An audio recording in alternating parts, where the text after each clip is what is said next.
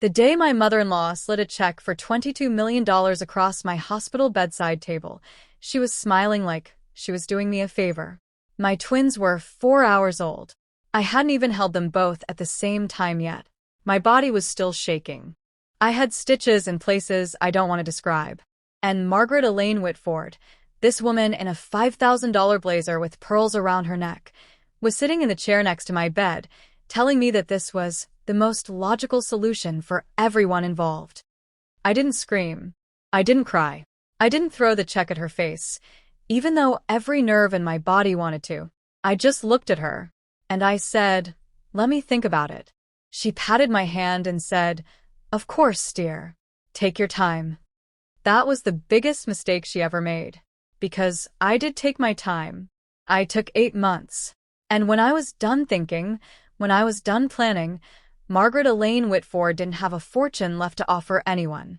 But let me back up, because you need to understand who this woman was and who I was and how we ended up in that hospital room together before you can understand why what I did next was not revenge. It was accounting. My name is Sarah, short for Serafina, which my mother gave me because she said I came into the world so quietly, so still, that the nurses thought something was wrong. And then I opened my eyes. And she said I just looked at everyone in that delivery room like I was taking notes. I've been taking notes my whole life. I grew up in a small house in a town you've never heard of in rural Ohio. My dad worked at a plant that made industrial gaskets. My mom cleaned houses 3 days a week and did alterations out of our living room the other 4. We weren't poor, exactly. We just had nothing extra. Nothing for mistakes. Nothing for emergencies. You learn to be careful because there was no net under you. I was the first person in my family to go to college. Full scholarship, accounting program, state university.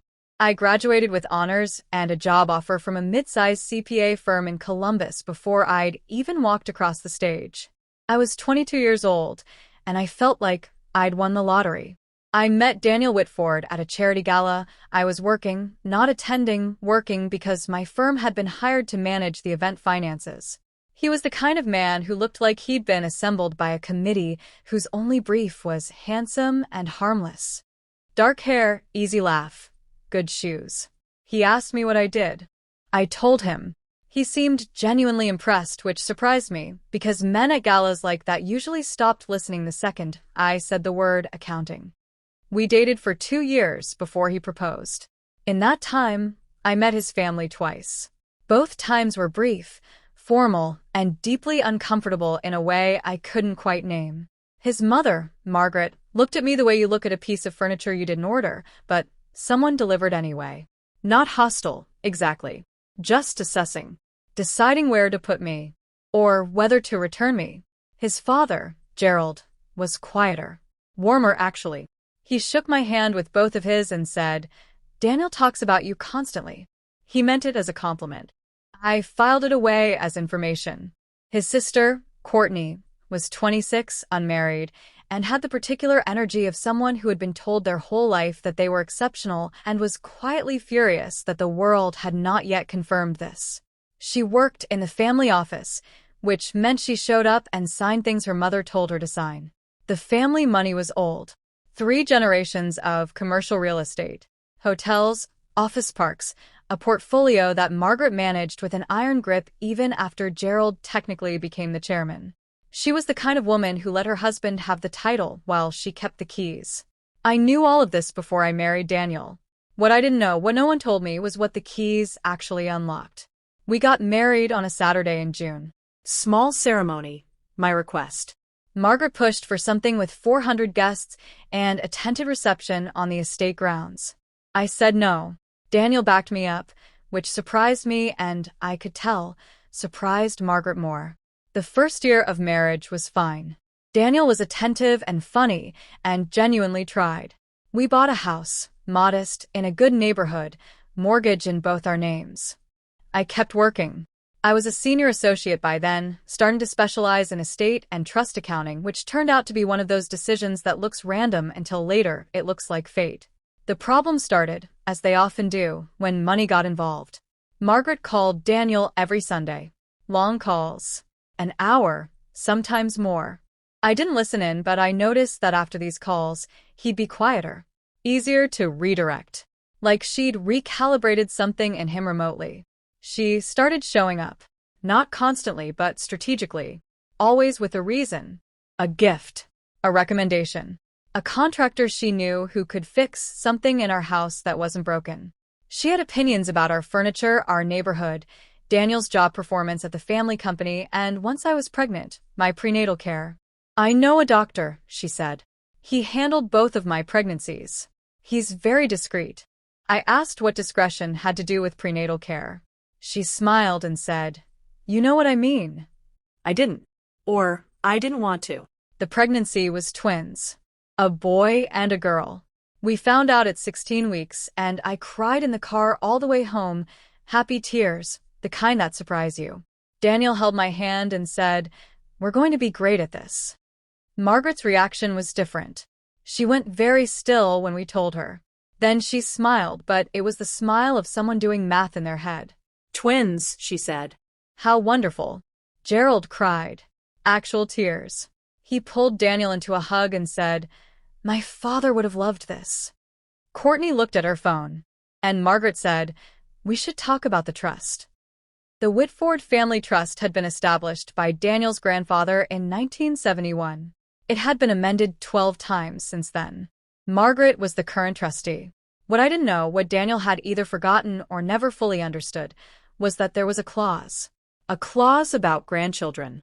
Specifically, if any grandchild of the original trustor was born and formally incorporated into the trust before the age of 1, a specific allocation of assets would transfer to that grandchild's branch of the family.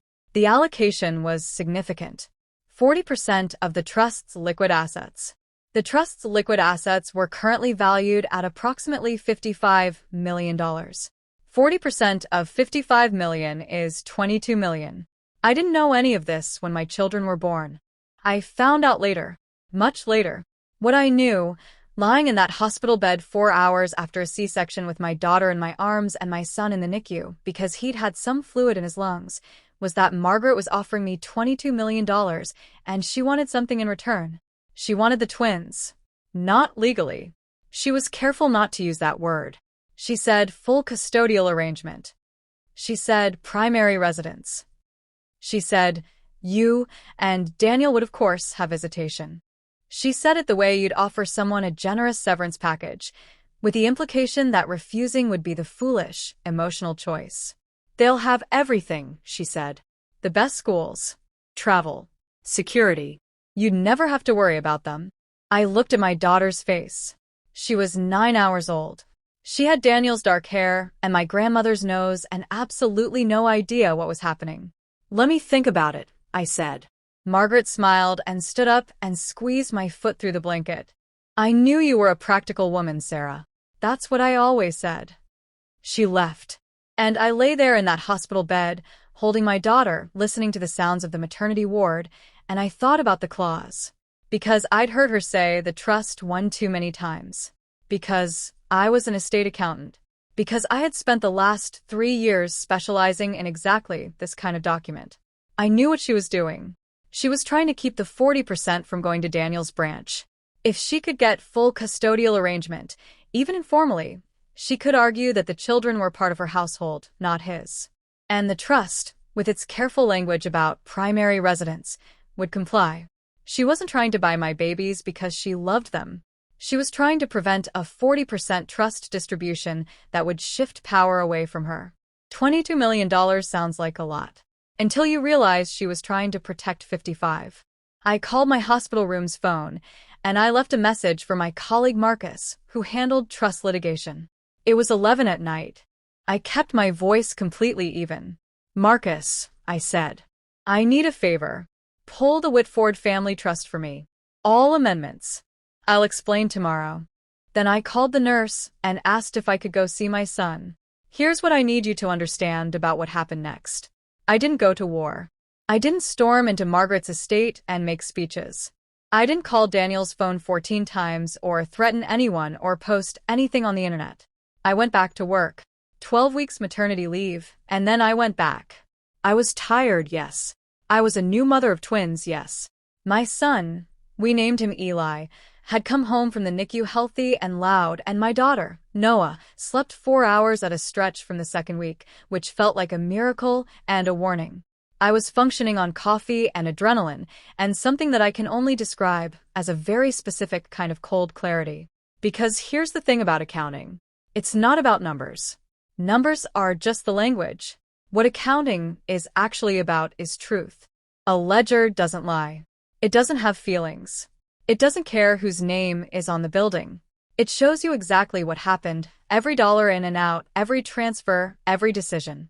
And when I started looking at the Whitford Family Trust, I found a ledger that had been lying for a very long time. Marcus got me the documents. All 12 amendments.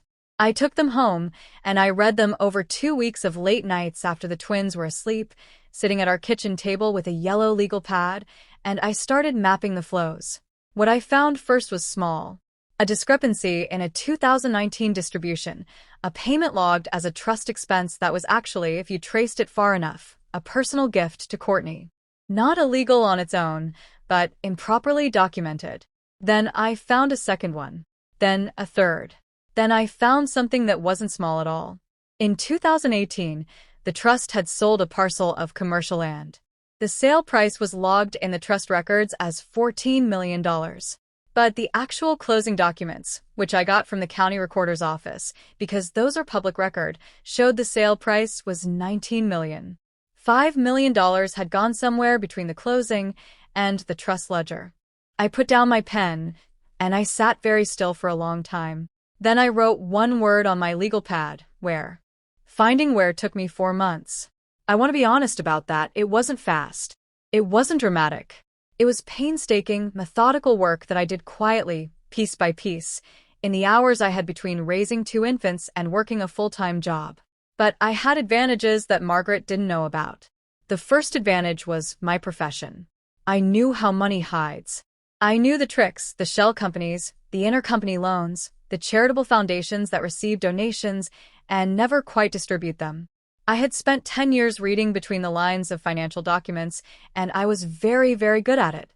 The second advantage was Gerald. Daniel's father had been retreating from the company for 2 years. He had early Parkinson's, which the family had kept quiet, and his coordination was getting worse. He still came into the office some days, but Margaret had been slowly moving him to a ceremonial role, the way you move a piece of furniture to a corner, still in the room, just not in the way. Gerald and I had always gotten along. He was the only member of the Whitford family who seemed genuinely happy that Daniel had married someone with a job. He liked me. He liked that I asked him questions and listened to the answers. One afternoon, when the twins were about 4 months old, Gerald came over to see them. Margaret was at a board meeting. It was just the 2 of us in my living room, and he was holding Noah against his chest with this expression on his face that I can only describe as peace. "She's going to be trouble," he said. "She's got your eyes." "Gerald," I said carefully, "can I ask you something about the trust?" He looked up at me. Something moved across his face, not surprise exactly. More like recognition. "Which part?" he said. "The 2018 land sale." He looked back down at Noah. He didn't say anything for a moment. Then he said, "I signed the documents my wife put in front of me, Sarah. I trusted her to manage things. I've been trusting her for 40 years. He paused. "I think," he said slowly, "there's a filing cabinet in my home office that I haven't opened in a long time. 3rd drawer. I'm not sure what's in it. I'm not sure I want to know." He met my eyes. "But if someone else wanted to look," he said, "I suppose I wouldn't stop them." The filing cabinet had everything. Not everything I needed. That would take another 2 months, but the key piece. A personal account statement for a holding company called WEW Consulting LLC. The initials I noticed were Margaret's, Whitford Elaine Whitford. Her maiden name and her married name, wrapped around her middle one. WEW Consulting LLC had received a wire transfer of $5 million in October 2018, 14 days after the land sale closed. I photographed every page in that drawer. I did it quietly, on a Tuesday morning, while Gerald sat in his garden and Eli and Noah slept in their car seats in the hallway. I thanked Gerald for the coffee. I drove home. I pulled every document out, and I started building a file. A real file. Organized. Indexed. The kind of file that, when you hand it to a lawyer, makes them put their coffee down and say, "How long did you know?" I handed it to my lawyer, a woman named Diana Chun who specialized in trust litigation and had the energy of someone who had never lost a case and didn't intend to start, in February, when the twins were 8 months old. She put her coffee down. "How long did you know?" she said. "Since November," I said. "I wanted to make sure I had everything." "You have everything," she said. She looked up at me. "You understand what this means for the trust?" "Tell me." "Breach of fiduciary duty," she said. "Potentially fraud. If we can establish that the $5 million was a misappropriation, which these documents strongly suggest, Margaret loses her position as trustee. And the trust reverts to its original terms." "Including the grandchildren clause," I said. Diana nodded slowly. "Including the grandchildren clause." I picked up my coffee. "Okay," I said. "Tell me what we do next." What we did next was nothing. For 6 weeks. On purpose. Diana's strategy, which I agreed with immediately, was to do nothing visible until we were completely ready. No calls. No letters. No hints. We needed the element of surprise, and we needed the documentation airtight before Margaret had any reason to hide things. In the meantime, Margaret continued to be Margaret. She showed up for the twins' 8-month checkup, even though I hadn't told her about it. I still don't know how she found out. She stood in the pediatrician's office in her pearls and told the doctor that she was the primary family contact and asked to be added to the records. The doctor, who was young and a little overwhelmed, started to write something down before I said, quietly, "No." Everyone looked at me. "I'm their mother," I said. "I'm the contact." Margaret smiled. "Of course. I just meant in addition." "No," I said again. Same volume. Same tone. The doctor scratched out whatever he'd written. That was the only fight I had with her during those 8 months. One word. Twice. And I walked away from it knowing she'd underestimated me again, and that was fine. I needed her to keep underestimating me. Daniel, during all of this, was complicated. I love Daniel. I want to be clear about that. He is not a villain in this story. He is something harder. He's a man who grew up inside a system so carefully constructed to keep him comfortable and obedient that he genuinely couldn't see the walls. He knew his mother was difficult. He did not know what she was capable of. When she'd offered me the $22 million in the hospital, he'd been down the hall with Eli. I hadn't told him about it yet. I was waiting until I understood what I was dealing with. I told him in March, 7 months after the twins were born, sitting at the kitchen table after the kids were down. I laid it out quietly, the way I'd lay out a financial presentation. The offer. My suspicion about why. The trust clause. The land sale. The $5 million. The filing cabinet. Daniel didn't say anything for a long time. Then he said, "The filing cabinet in Dad's home office?" Yes. Dad knew. He suspected. He let me look. Daniel put his face in his hands. Not crying. Just holding himself. "She offered you $22 million for our kids," he said. Like he was trying to make the sentence make sense.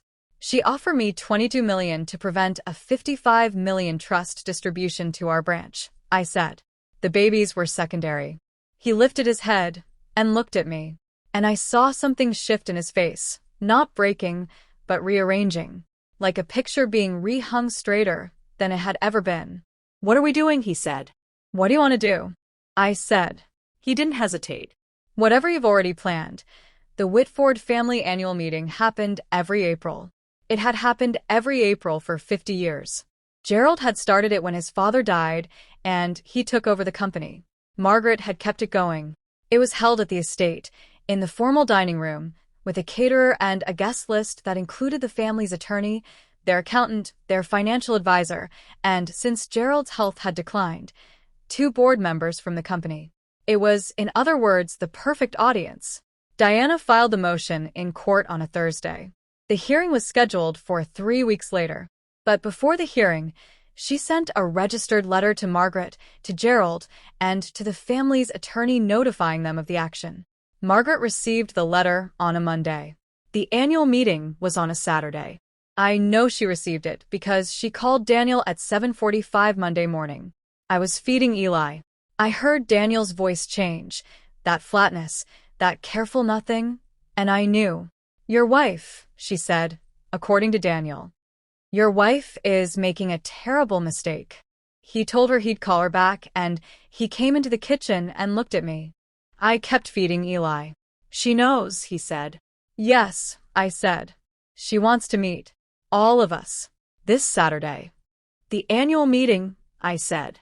She says we can work this out privately. I lifted Eli to burp him.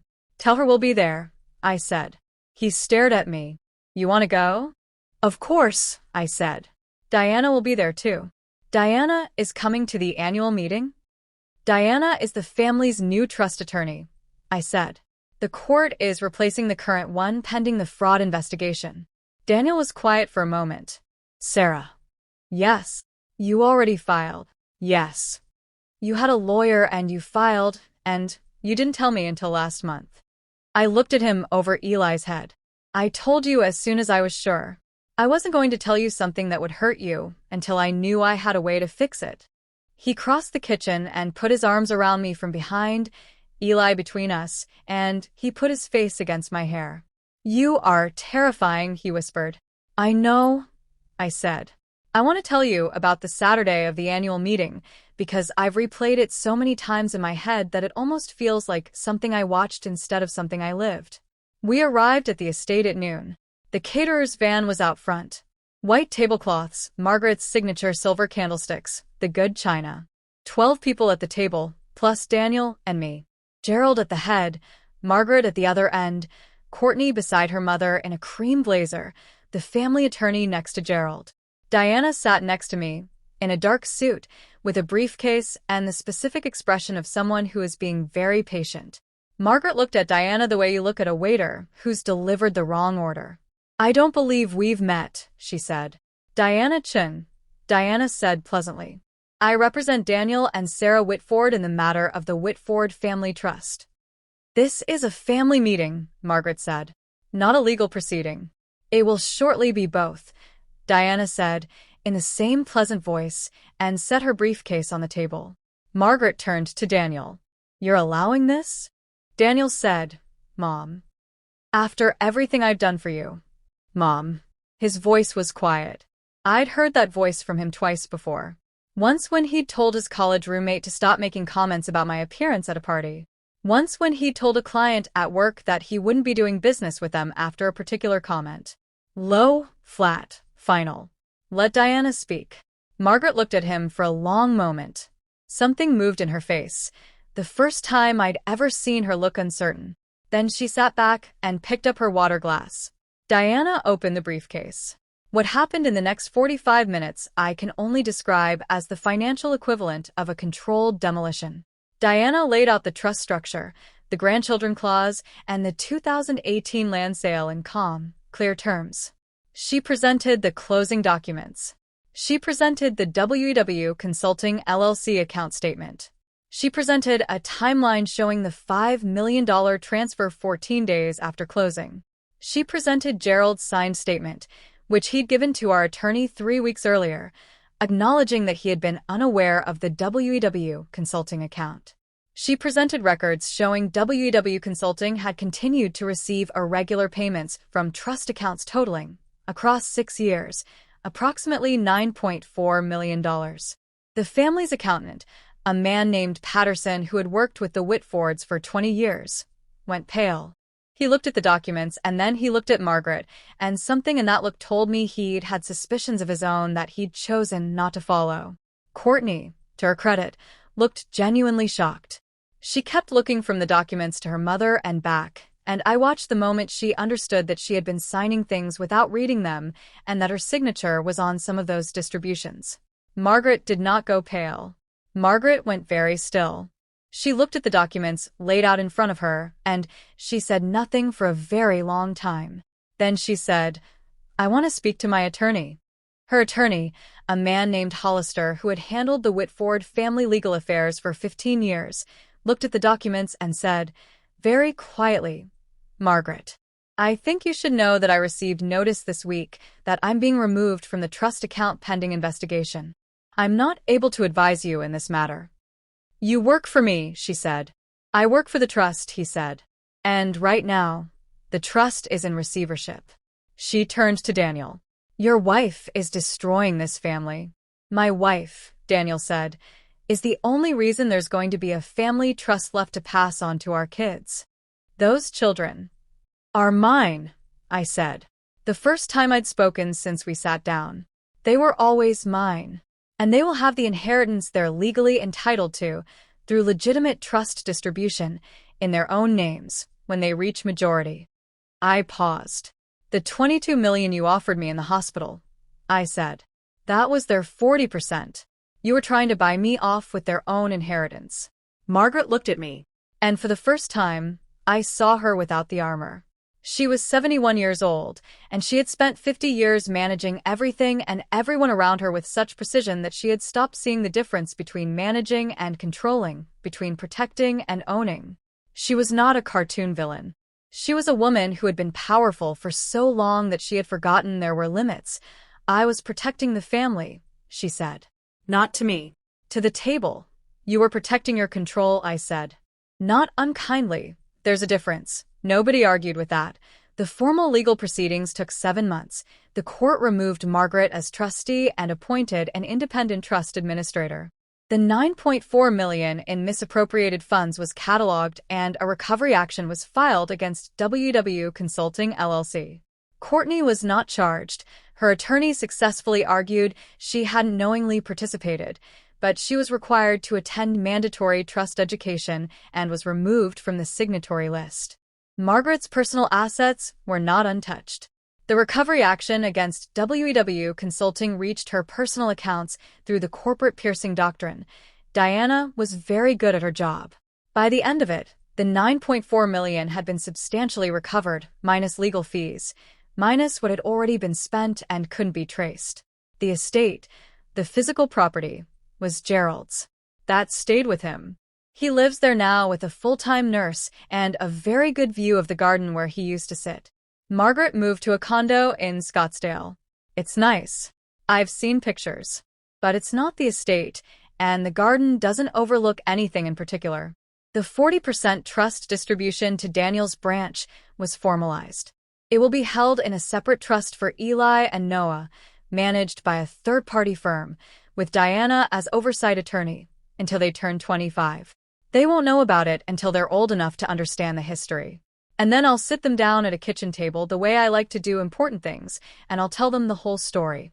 Starting from the beginning. The check on the hospital table. The filing cabinet in the home office. The way their grandfather held their sister and said she was going to be trouble because she had my eyes. Courtney, oddly enough, is doing better. Without her mother directing every decision, she's actually started something of her own, a small interior design firm that she seems to genuinely enjoy. She called me last Christmas. We talked for an hour.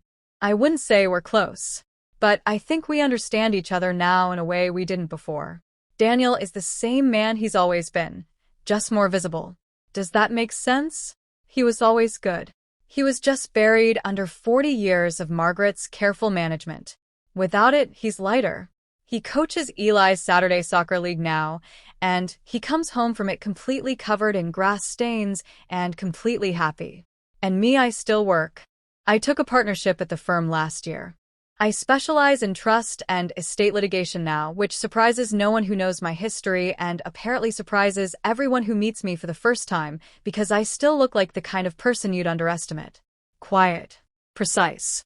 Careful with my words. That hasn't changed. I was sitting at my kitchen table last week, same table, same yellow legal pads going through a case file, and Noah climbed up beside me and looked at all my papers and said, "Very seriously, Mama, what are you doing reading?" I said. "What for? So I know it's true," I said. She looked at me with those eyes that apparently look like mine. And then what? And then I said, "I fix it." She seemed satisfied with that. She slid off the chair and went back to whatever she'd been doing, and I went back to my file, and the house was quiet and warm and completely, entirely ours. Margaret once told me, in that hospital room, that my children would have everything with her. Security, the best schools, a legacy, What she didn't understand, what she had never understood about me, is that I don't need someone else to provide a legacy for my children. I build things. Slowly. Carefully. With documentation and patience, and a very good eye for where the numbers don't add up. $22 million. She thought that was the price of my future. It turned out it was the price of hers.